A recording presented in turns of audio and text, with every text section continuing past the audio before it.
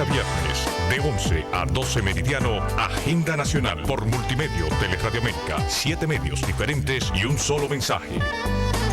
Programa Agenda Nacional, que le llega por este multimedio de Teleradio América, Canal 45 UHF, Canal 45 de varios sistemas de cable en el área metropolitana de la capital de Santo Domingo, también del área metropolitana de Santiago y más recientemente también de las ciudades de La Vega Real. También a través de internet en hz730.com en tiempo real y desde luego a través de HZ Broadcasting Nacional en sus 730 kilociclos de amplitud modulada y que se transmite de lunes a viernes en vivo de 11 a 12 meridianos y se retransmite cada noche de 12 a 1 de la madrugada por esta misma emisora. Les habla Leopoldo Espaillat Anita y para llevar adelante este programa contamos como siempre con la ayuda y colaboración de nuestro amigo el licenciado Roger Orlando Pino. Buenos días, Roger. Muy buenos días, Leopoldo. Muy buenos. Hoy, 24 de abril. Esta es una fecha que para mucha gente, sobre todo la juventud, le va a pasar por debajo de la puerta. En el programa especial que hizo Yarna Tavares, que pasó en este fin de semana pasado,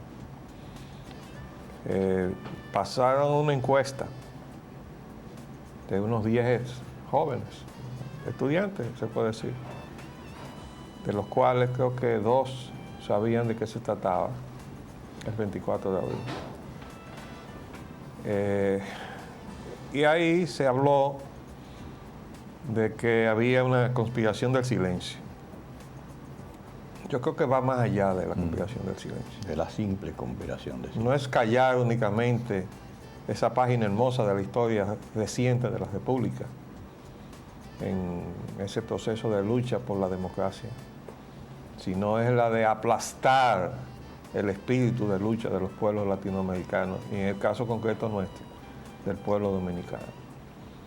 Lo que se hizo en la República Dominicana a partir de esa página hermosa donde los militares dominicanos se vistieron de gloria al rescatar el voto de los dominicanos.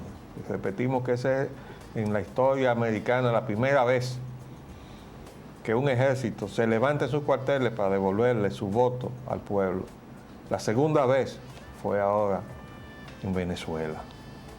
Pero aquí se quiso hacer un escarmiento para el resto de los ejércitos latinoamericanos y se persiguió a los militares constitucionalistas y a los constitucionalistas de izquierda ni hablar. Esos fueron perseguidos por los escuadrones de terror que fueron adiestrados aquí como fueron adiestrados en todas partes en la Escuela de las Américas, que todavía está el pueblo norteamericano allá protestando y haciendo piquetes para que cierren esa escuela. Entonces, eso fue lo que motivó que el presidente Clinton en su visita a Honduras fue.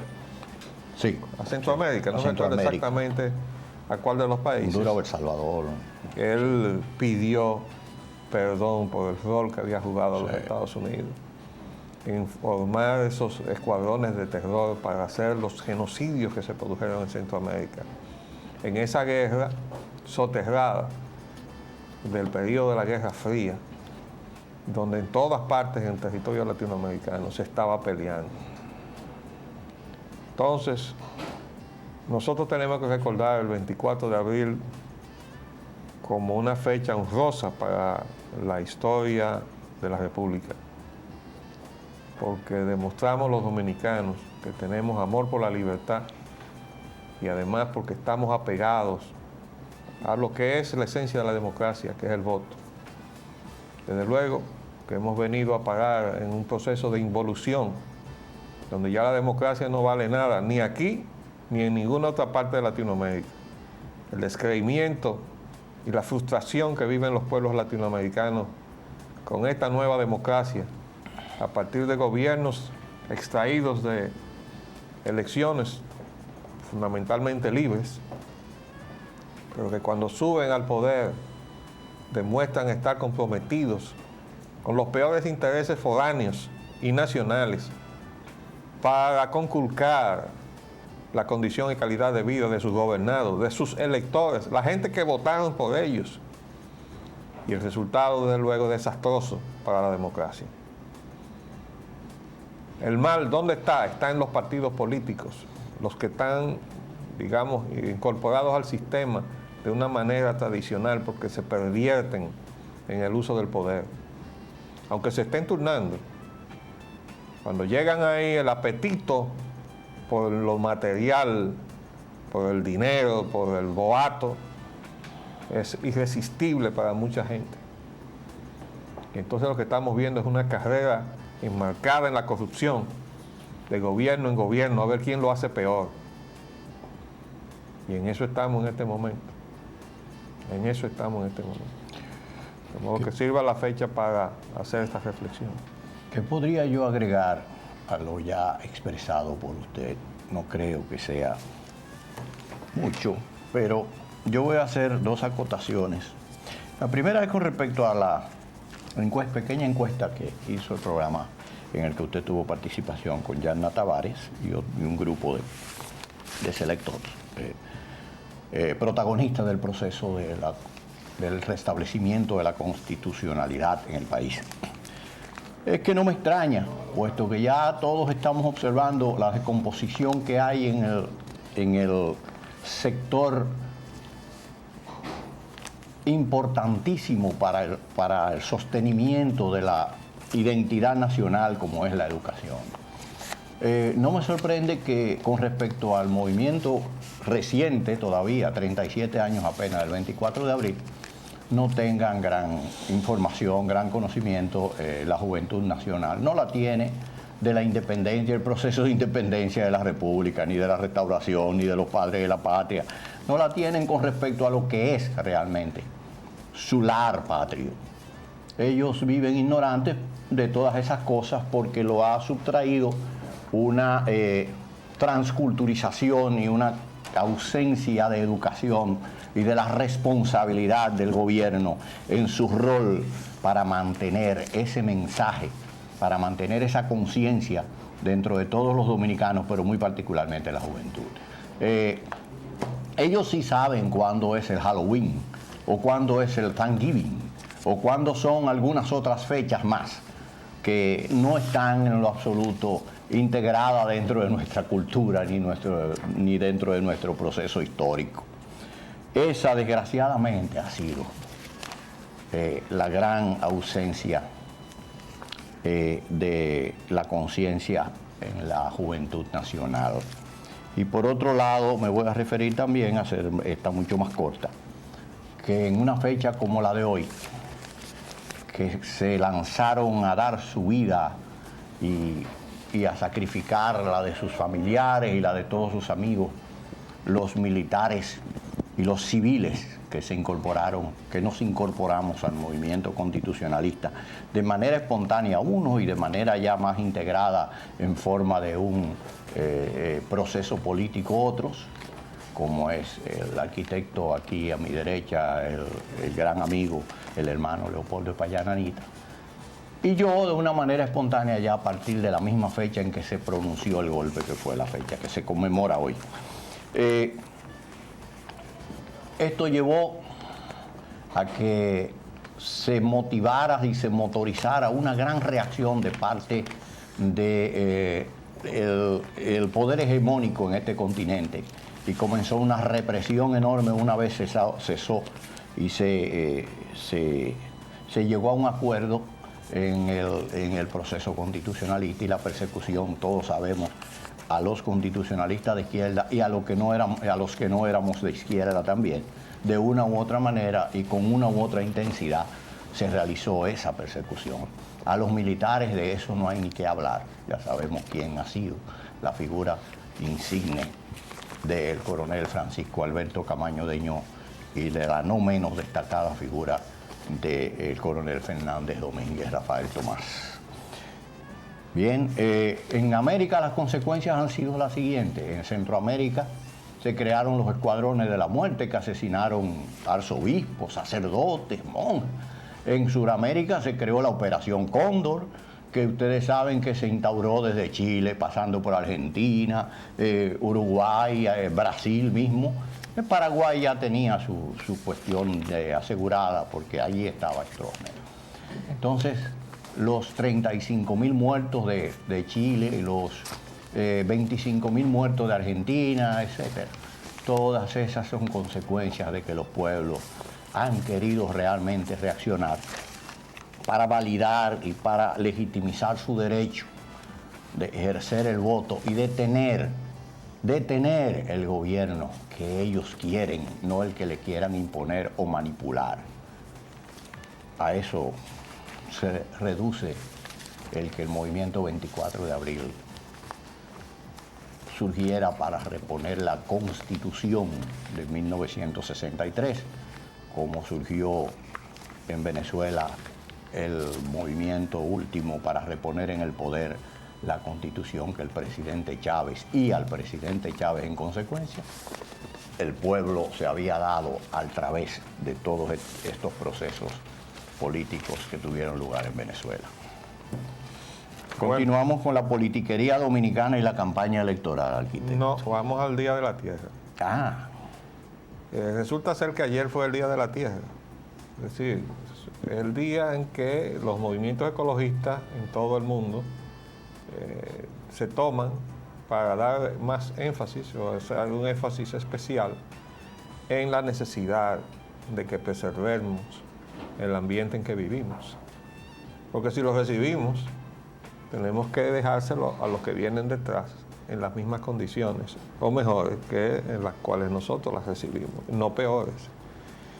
Pero esta revolución industrial, que todavía no acaba de culminar, no cuidó el ambiente ni cuidó los recursos, y por el contrario se dedicó a sembrar en el suelo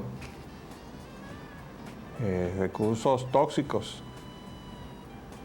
como ha sucedido en los Estados Unidos, radioactivos, que han contaminado vías subterráneas de agua o subterráneas, y se ha dado el caso de comunidades de los Estados Unidos que han sido sujetos o víctimas de una proliferación de casos de cáncer, y eso ha sido objeto hasta de películas y de demandas y todo eso. Y el muy afamado film de Julia Roberts sobre Erin Brockovich trata precisamente de eso.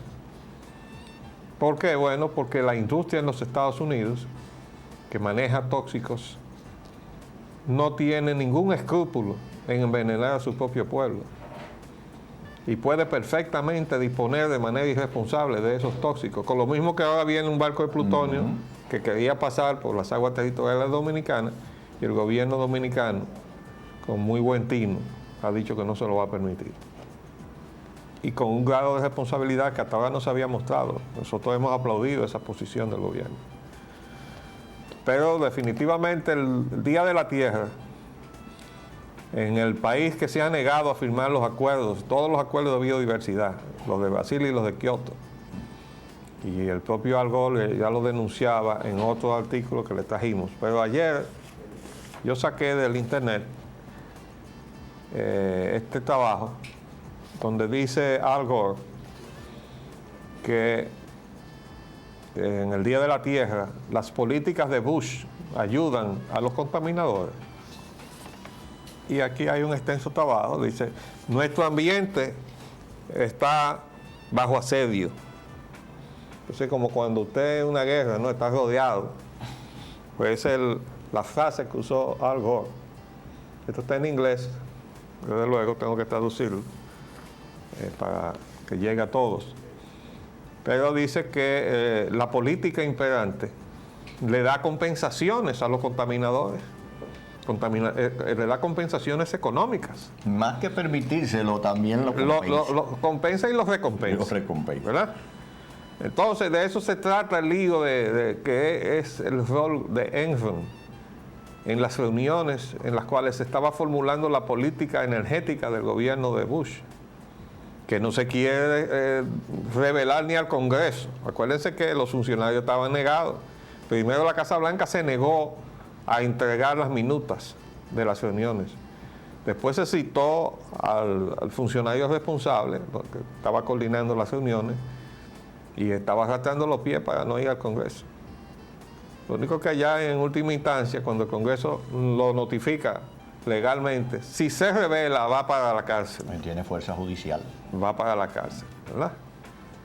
Entonces llega un momento en que todo intento de resistencia cede ante la certeza de que rebelarse contra la autoridad del Congreso los va a llevar ciertamente a la cárcel, y entonces los funcionarios entran en caja. Eso es la de las bondades que todavía tiene el sistema norteamericano, pero tienen que cuidarlo, ¿eh? De todos modos, aquí el trabajo del señor Gore está enfocado a todas las fallas de la política imperante en los Estados Unidos en detrimento del ambiente. Y recuerden que el principal contribuyente al calentamiento global y al efecto de invernadero que está produciendo el deshielo en los dos polos es precisamente Estados Unidos, el único país que no ha firmado los acuerdos de biodiversidad. Entonces, ahí hay un lío. Yo creo que, así como en el plano de la agresión que recibió en su territorio el 11 de septiembre el pueblo norteamericano, que ha llevado a todo este disparate que se está haciendo en Medio Oriente, en donde lo que está perdiendo Estados Unidos son sus amigos. Bueno, pues en el ámbito de la biodiversidad, que tiene una implicación hacia adentro, que supone una nueva revolución industrial norteamericana, hay sectores que están opuestos. Lo mismo que están opuestos al desplazamiento del petróleo y al uso de otras fuentes energéticas, que preconiza el señor Al Gore. Dice que tienen que ir a nuevas tecnologías para ser menos dependientes del petróleo.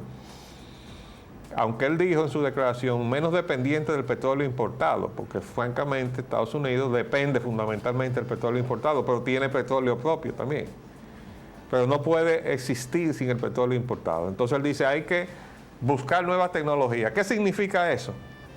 Que no solamente, porque lo hizo hábilmente, me luce a mí, coger el petróleo importado para decir, vamos a terminar, vamos a eliminar esta dependencia que tenemos del petróleo importado. Pero esas medidas que él está proponiendo va a hacer a los Estados Unidos menos dependientes del petróleo, punto. Y eso no lo pueden admitir los señores que ahora mismo tienen el poder en los Estados Unidos. El poder, por lo menos, del poder ejecutivo, a través de la administración Bush. Entonces esa es la situación. Ahí hay una confrontación de aspectos fundamentales. Vamos a darle seguimiento, que en última instancia tienen repercusiones con nosotros. Sí, el ex senador y ex aspirante a la presidencia de los Estados Unidos, Al Gore, usted sabe que siempre ha sido un gran defensor del medio ambiente. Y es el hombre que contribuyó a que la administración Clinton y el Congreso llegaran a aprobar, porque él presidía el Congreso como vicepresidente, que era la sazón, y dio el voto que hizo la diferencia en la aprobación de la preservación de aquellas dos zonas de Alaska y de la costa occidental de la Florida para prohibir la penetración de los pozos petroleros, hacer el cultivo de pozos petroleros en esas dos zonas que estriban grandes riesgos ambientales y ecológicos para los Estados Unidos. Riesgo. Y el derrame del Exxon Valdez, que yo recuerdo haber oído a Tomás,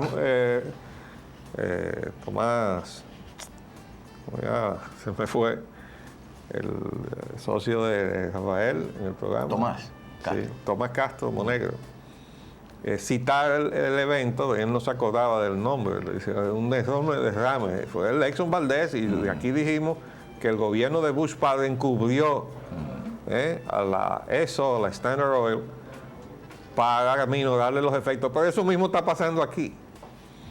Cuando entremos a la discusión de los titulares, otra vez, de lo que pasó en el derrame de Falconbridge, vamos a ver cómo los funcionarios del gobierno están encubriendo la responsabilidad de Falconbridge. Pero vamos, antes de hacer el paréntesis, vamos a tocar el tema de la repatriada de origen dominicano, Sara Linda Rosario Wilmore. Esa señora nació en los Estados Unidos, sus padres son de origen dominicano, de la zona de Samaná. Samaná se pobló con inmigrantes que provenían de las Islas Británicas. Por eso hay tanta gente allí con apellidos ingleses y de habla inglesa. Incluso la iglesia predominante en esa zona es precisamente la que es propia de esa zona de influencia cultural británica. Pero también vino una migración norteamericana a Samaná, de negros. Quiere decir que habrá que investigar, incluso buscando el auxilio de los genealogistas, si Wilmore, ese Wilmore que ella tiene de apellido, es británico o es norteamericano. Porque ella la sacan de allá y la sacan diciendo que ella no es norteamericana. Pero si ella tiene su partida de nacimiento y su documento que la legaliza como ciudadana de los Estados Unidos, ellos no pueden. Y yo pregunto, ¿y dónde está Human Rights Watch? ¿Dónde está? ¿Por qué no está ahí echando ese pleito de esta norteamericana que ha sido sacada de su territorio? Después de ella presentar toda su documentación, le dicen que no, que ella es de origen dominicano y la sacaron. Una pobre mujer de 73 años. Está metida ahora mismo en un asilo. Está en el hogar de ancianos San Francisco de Asís. Entonces, esa situación demuestra que nosotros no estamos jugando con las mismas reglas. Entonces vienen ahí una serie de organizaciones, representantes de organizaciones, a exigirnos lo que Estados Unidos como país, como Estado, no está cumpliendo. Vamos a hacer un paréntesis y volvemos.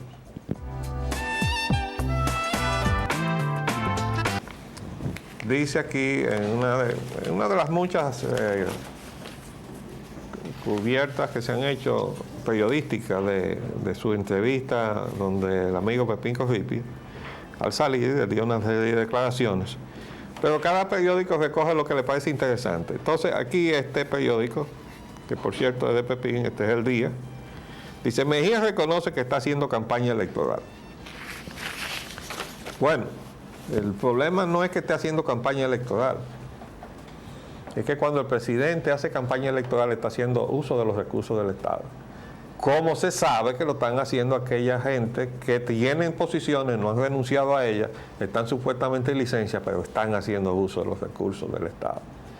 Eso no se pone en el orden, no se reclama. Entonces el presidente tiene que ser muy cuidadoso con eso. Pero además hay otra cosa.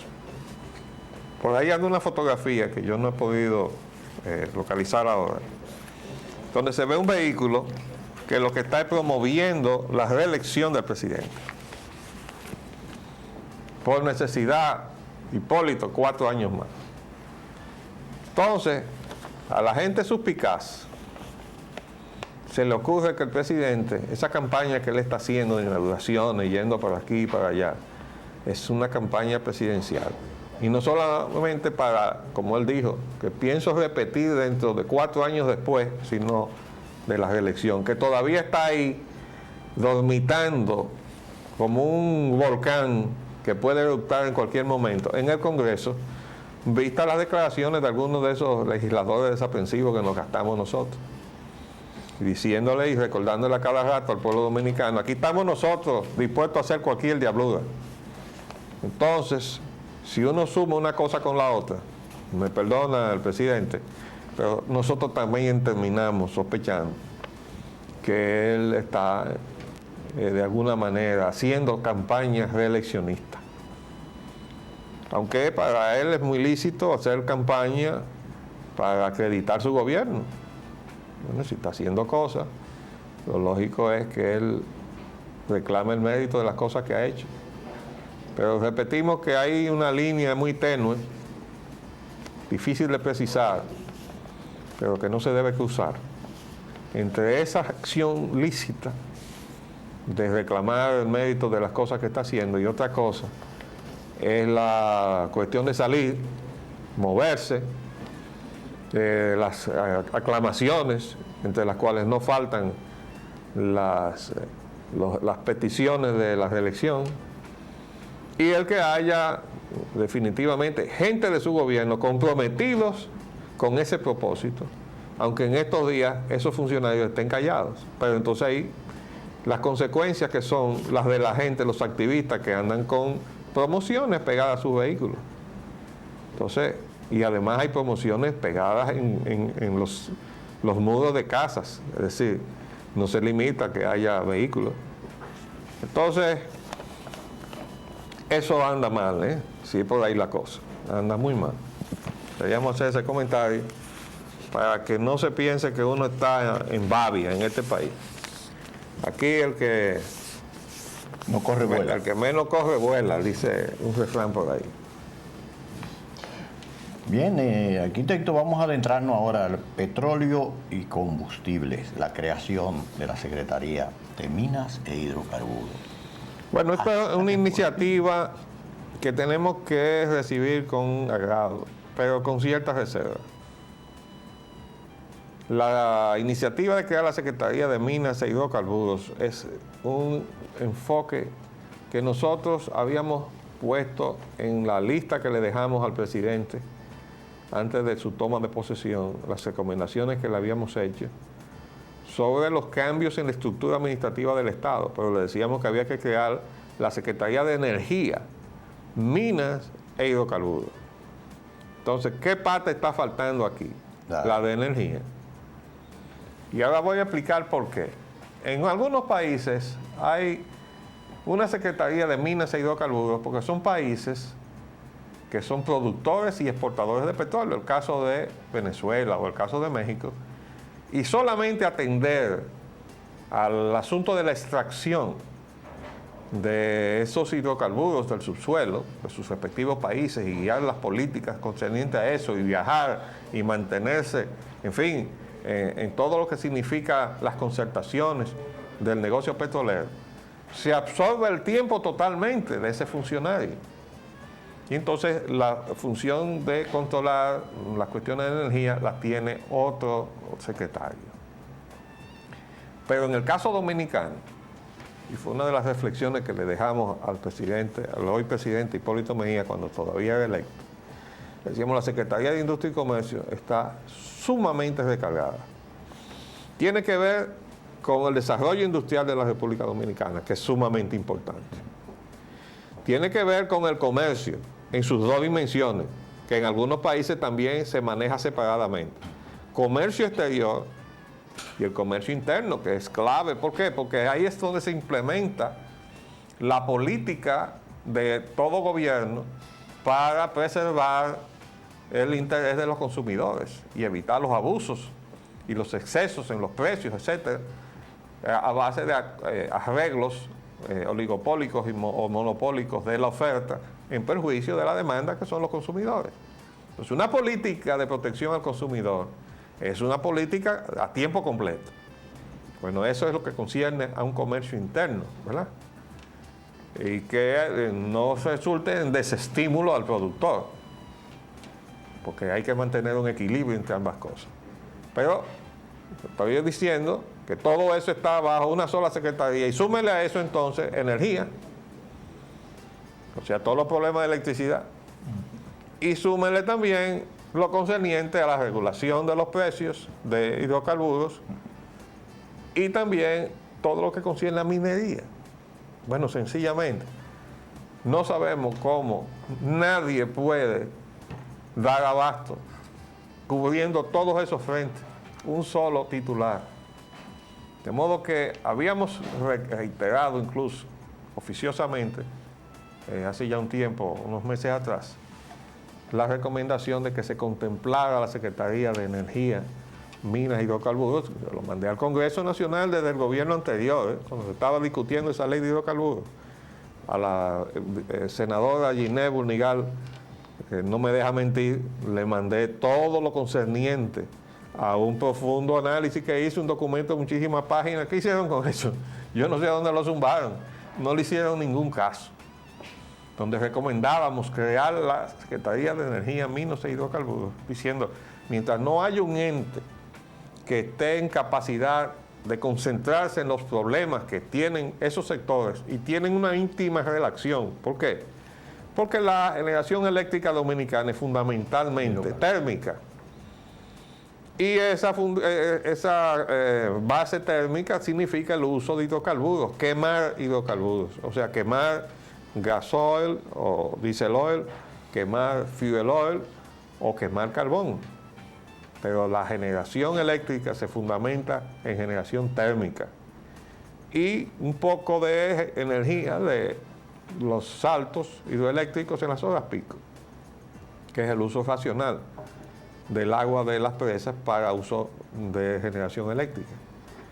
Entonces, tiene que haber una coordinación que se perdería en esta propuesta, dejando la parte de energía en industria y comercio, que seguiría estando recargado, porque repetimos, bregar con el comercio exterior en este momento de globalización, bregar con el comercio interno en este momento de especulación de los precios, más el de la industria que está contra la pared y necesita que hablen por ello. Y quiero decirles lo siguiente, porque yo trabajé en el aspecto de administración pública, en ONAP, cuando se creó la Oficina Nacional de Administración Impersonal. Yo entré al secretariado técnico de la presidencia por ONAP, yo fui analista de ONAP. Inmediatamente terminado el conflicto en el gobierno de García Godoy. De ahí pasé a ser el asistente del secretario técnico cuando Gustavo Vice llegó como el primer secretario técnico del país, porque recién se acababa de crear el cargo. Entonces él me llamó a que fuera su asistente y yo pasé de analista de OIM, que es Organización y Métodos de la ONAP, a ser el asistente del secretario. Y ahí pasé hasta que renuncié en el año 72, al principio del 73. Entonces, durante el tiempo que estuve en ONAP, me dediqué a estudiar la estructura de la administración pública y a entender por qué era necesario que el aparato administrativo del Estado tuviera la racionalidad suficiente para que fuera un instrumento que ayudara a los gobernantes a darle cohesión a sus acciones. ¿Por qué? Porque ¿qué es el Consejo de Gobierno o la reunión de gabinete? Pues sencillamente una mesa alrededor de la cual se sientan los sectores que cada uno de esos titulares representa. Cuando hay un sector de la economía que no está en esa mesa, ese es un sector que se descuida de manera sistemática. O cuando hay una secretaría, como es el caso de Industria y Comercio, que está recargada de tantas cosas y tantas responsabilidades, entonces, cuando se sienta en esa mesa, difícilmente puede hablar por todas las cosas que tiene a su cargo, ¿verdad? Pero además, lo que quería decirle para que se entienda nuestra preocupación, es que en esa mesa del presidente, donde se sientan los titulares, ahora mismo tenemos unos vagos sentados ahí, que el secretario de la Juventud, ¿qué es lo que hace el secretario de la Juventud? Nada. Eso se creó por politiquería, ¿no? Para poner a un hijo de Peñagoma. Tenemos una Secretaría de Cultura para poner a Tony Raful. ¿Qué es lo que hace la Secretaría de Cultura? Que no se pudo seguir haciendo la Secretaría de Educación y Cultura. No, había que crear una secretaría, pero es también politiquería. ¿Por qué? Porque pudimos haber llegado a esa Secretaría de Cultura, pero de aquí a 20 años. ¿Se está defendiendo la cultura dominicana? No se está defendiendo. ¿Se está defendiendo la identidad cultural dominicana? No se está defendiendo. Como no se está defendiendo tampoco el medio ambiente, teniendo una secretaría. Que estamos de acuerdo que exista la Secretaría de Medio Ambiente y Recursos Naturales, sí, pero para que cumpla su cometido. Entonces, la estructura, fíjese bien, del gabinete, se divide necesariamente entre titulares que representan actividades de explotación de recursos, de uso de recursos. Agricultura, ¿qué hace? Usa el recurso tierra para producir alimentos, pero lo usa. ¿Quién se ocupa de preservar el recurso de cualquier abuso? Necesita tener una voz, y esa es la Secretaría de Medio Ambiente y Recursos Naturales. ¿Qué hace la Secretaría de Obras Públicas? Bueno, que autoriza la extracción, o hasta hace poco, autorizaba la extracción de los agregados de los ríos, destruyendo los cauces de los ríos. Con un enfoque no ambientalista. ¿Cuál es el propósito entonces? Sí, atendiendo a sus necesidades. Claro. Que fue la razón por la cual, instalado este gobierno, después de haberse comprometido a frenar ese desastre que han estado haciendo en varios de los ríos que están cercanos a la capital, dice, bueno, no podemos paralizar la industria de la construcción, porque hemos sobredimensionado de tal manera la construcción de todos estos rascacielos que nos estamos gastando, que la capacidad de soporte en términos de agregado, eso no se ha planificado. y lo que estamos es destruyendo los cauces de los ríos porque es lo que está más cómodo y más fácil. Y no importa porque no podemos detener la industria de la construcción. Eso es lo mismo que el uso de la mano de obra haitiana. No podemos dejar de usar la mano de obra haitiana porque se nos va a caer la industria de la construcción, o la siembra de café, o la siembra de cacao, o ahora la siembra de arroz. Y nosotros decimos que a todo aquel que no puede usar mano de obra dominicana y necesite la haitiana, que se vaya a trabajar a Haití y le haga esa contribución a Haití, que invierta su dinero allá y emplea a los haitianos a sembrar café, a sembrar cacao y a sembrar arroz en Haití, pero no aquí. Porque o usa mano de obra dominicana o usa maquinaria, pero no puede obligar al país a aceptar una economía que desnacionaliza la economía. Ese es un sector. Pero así podemos mencionar muchísimas otras cosas. Entonces nosotros, al crear una secretaría de mina y la Secretaría de Recursos Naturales y Medio Ambiente. Estamos equilibrando en el gabinete el uso de recursos, porque además recuerden que en agricultura se usan hasta plaguicidas, tóxicos. El otro día murió un legislador, porque le tocó inhalar lo que estaban regando en un avión. Bueno, porque ese es un recurso de la agricultura, un recurso equivocado. ¿Quién se ocupa de que agricultura no use esos recursos equivocados? La Secretaría de Medio Ambiente, de Recursos Naturales.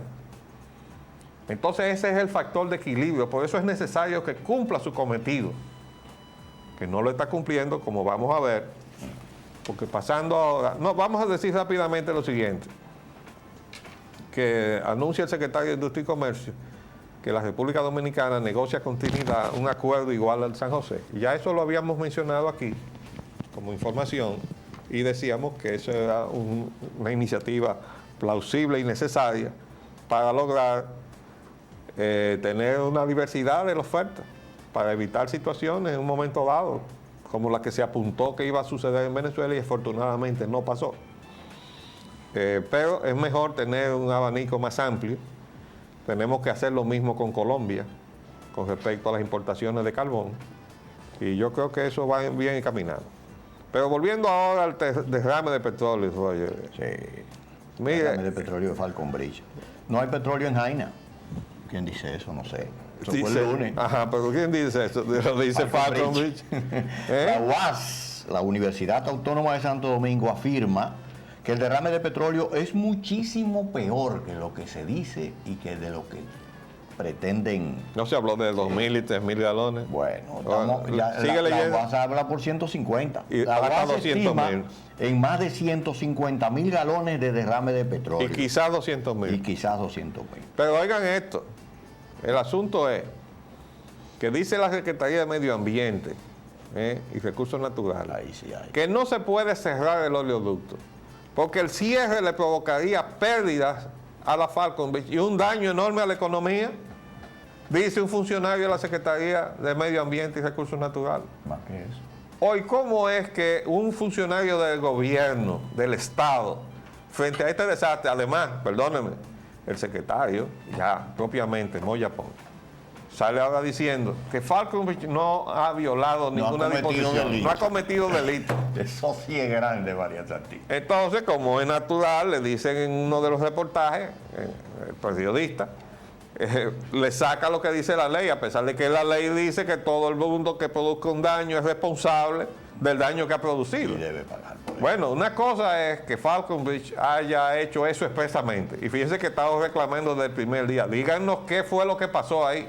No nos han dicho, No nos han dicho. Entonces ahora nos están engañando con relación a si hubo o no hubo intención. Porque no se sabe, ¿verdad? Hasta que no se sepa qué pasó. Ahora, si hubo intención, entonces es una situación criminal. Todavía criminal, ¿verdad? Peor.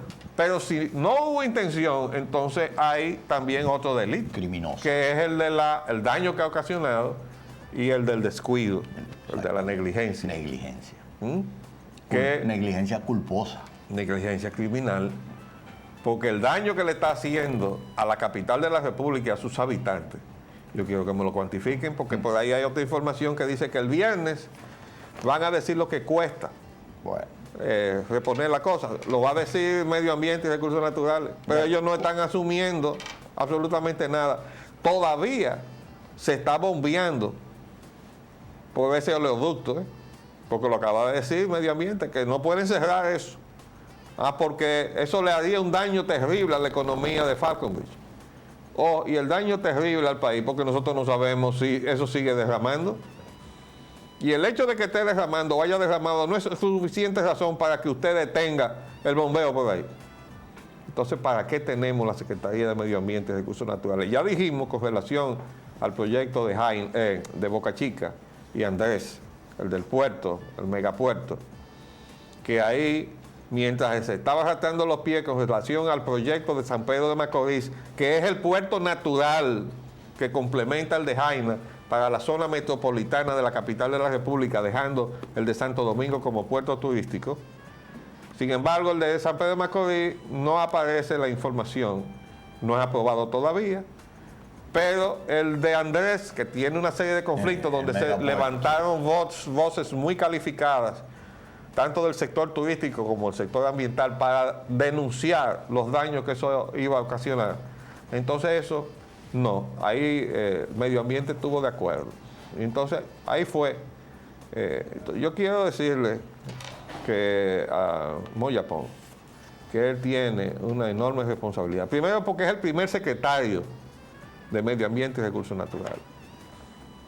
Y eso le da una obligación, un compromiso muy especial con el pueblo dominicano, de que no se frustren las expectativas creadas por el país, de que esa secretaría cumpliera ese cometido que yo me referí aquí, el de ser el equilibrio entre las actividades que explotan los recursos, los usan, y la necesidad de preservarlos, incluyendo el turismo, que usa el recurso litoral, pero en muchos casos lo está destruyendo, porque hay un sobreuso o una densidad excesiva de construcción o un manejo inadecuado del litoral. Han destruido playas, creando unos espigones sin supervisión de nadie. ¿Quién está llamado a impedir todo eso? Bueno, si el turismo lo está autorizando, entonces es precisamente Medio Ambiente y Recursos Naturales quien tiene que decirle, párense ahí. Eso tiene que presentar un estudio de impacto ambiental. Y ese estudio de impacto ambiental es una cosa que tiene que hacerse de acuerdo con la técnica y ser evaluado de acuerdo con la técnica, no por la política. Entonces, si eso no se está haciendo, cerremos por inútil la Secretaría de Medio Ambiente y de Recursos Naturales. Yo quería agregar también que con respecto al caso del derrame de petróleo de la Falconbridge, no solo tiene ese rol tan importante que usted acaba de señalar y esa responsabilidad directa de la Secretaría de Medio Ambiente, sino que debe intervenir la de Salud Pública también ya en este momento. Porque es que el impacto que se está haciendo es que se proyecta y que potencialmente podría resultar, ya de hecho está ocurriendo, es catastrófico para la población de la ciudad capital. Es decir, Salud Pública va a tener unas repercusiones de orden económico muy grandes. Sí, pero mira, Salud Pública como departamento ya no tiene nada que hacer aquí, porque no tiene nada que aportar. Lo único que puede decir Salud Pública es no ingieran agua, pero no puede ser, la gente se muere de sed. Entonces lo que hay que hacer es buscar agua. Y se está trasvasando agua de otras fuentes, según ha dicho el señor Suero Mazzini. Pero yo quiero decir a mi amigo Julio Suero, preservar la salud pública. Mi amigo Julio Suero, usted, mi amigo, se ha equivocado medio a medio, porque ha salido a la prensa diciendo que Falcondo o Falconbridge ha engañado al pueblo dominicano cuando le mintió diciendo que no había petróleo en el agua que fluía hacia el acueducto. Eso quiere decir que él, como director de la CAS, se llevó de lo que decía Falconbridge. Y no, y salió, yo mostré aquí las fotografías de él explicando en un mapa que no había contaminación. O se nos va a olvidar eso, mi amigo Julio. No, hay que ser responsable. No es culpa de Falconbridge. Es su responsabilidad como director de la casa el haber estado debidamente informado para poderle denegar, como usted lo hizo al país, que no iba a haber contaminación del río Jaina y del acueducto de la capital de la República. Se nos acabó el tiempo por el día de hoy. Pues volveremos mañana, si Dios así lo permite. Les hablamos Leopoldo Espallán Anita y Roger Ogando.